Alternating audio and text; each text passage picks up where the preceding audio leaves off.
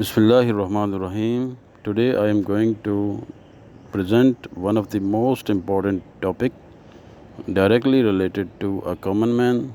The title is classification of food. We classify food to know about their nature, composition, behavior, shelf life, spoilage reason, chemical reaction and nutrition. Classification of food is mainly divided into two groups. Perishability basis mean how much moisture is present in foods, and then pH basis how much tartness is present in food. Perishability basis is again subdivided into three groups: stable foods, semi-perishable foods, perishable foods. Whereas pH basis is divided into four groups: high acid food, medium acid food and low acid food. In third slide, now I will discuss perishability basis categories with reference to their different characteristics. First one is stable foods. Its moisture percentage is less than 15%. Food, cereals, pulses, breakfast cereals and different other cereals. Its life is more than 3 months to 3 years. Due to less moisture, their main problem is autolysis or rodents, birds and insects may attack. For controlling these problems, we have to store these foods in large bins, silos or packing in cold storage. Next is semi-perishable food. Its moisture range is 60 to 80% and examples are ginger, garlic, onion, potatoes and ice cream.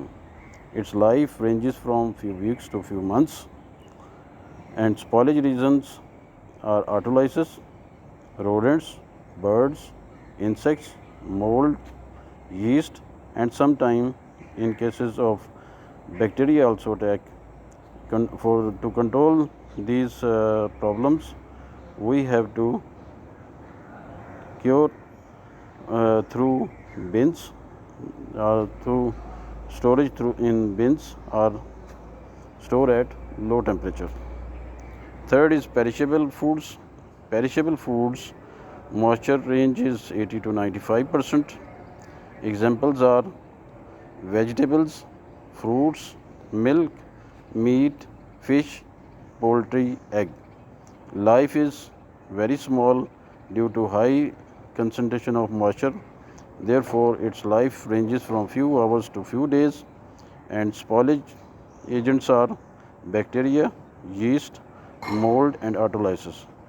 Here, most of the bacteria are spore-forming bacteria. With the presence of spore-forming bacteria, we have to treat them through sterilization. To control yeast and mold, we can apply the pasteurization and blanching treatment, and moreover, we can store the food at refrigeration or freezing temperature to control their further spoilage activity. In this slide, I will present about autolysis. What is autolysis? Autolysis means as self-destruction. Self-destruction could be possible through enzyme action or without enzyme. In enzyme action, first example is enzymatic rancidity. Enzymatic rancidity is possible in low quality fat which contain lipase. Whenever we fry the product, water left.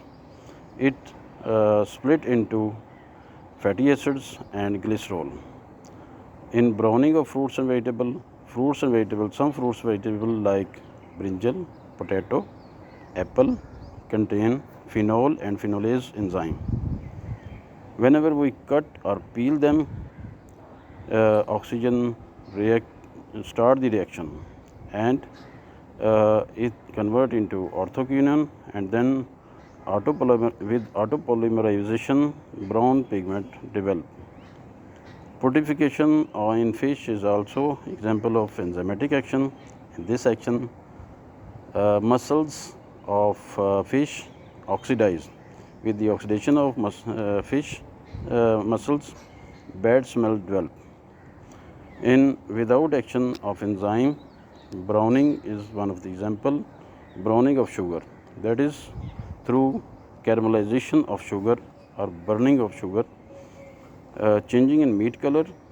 In start, the meat color is pinkish, then it convert into red color, and finally convert into brown color. These all color changes possible through oxidation process. In Maillard reaction, color changes to brown color. Auto oxidation of oils and fats is also example of rancidity, and this rancidity type is non-enzymatic rancidity. In this rancidity, polyunsaturated fatty acids oxidize with oxygen, high temperature, light and metal. It convert into peroxidize, and finally it convert into aldehydes, ketones and acids. Blanching may be defined as inactivation or destruction of enzymes through boiling water or steam. Other benefits of blanching: it removes extra air which cause the contamination region. It minimizes the bitterness in food like spinach for the fried products and orange peels for marmalade. Enhance coloring properties of spinach, carrot and other vegetables. Pasteurization is destruction of vegetative, alive, pathogenic form of bacteria within the temperature range of 65 to 88 degrees C in liquid foods. In case of milk, pasteurization process is most essential to destroy Mycobacterium tuberculosis, which cause TB disease. Sterilization is a heat process used to destroy spore-forming bacteria at above 100 degrees C. In milk, it is most essential to destroy color, flavor disturbing spore-forming bacteria prior to packing in Tetra Pak. In case of meat, it is used to destroy spore-forming bacteria at 121 to 135 degrees C for 15 minutes.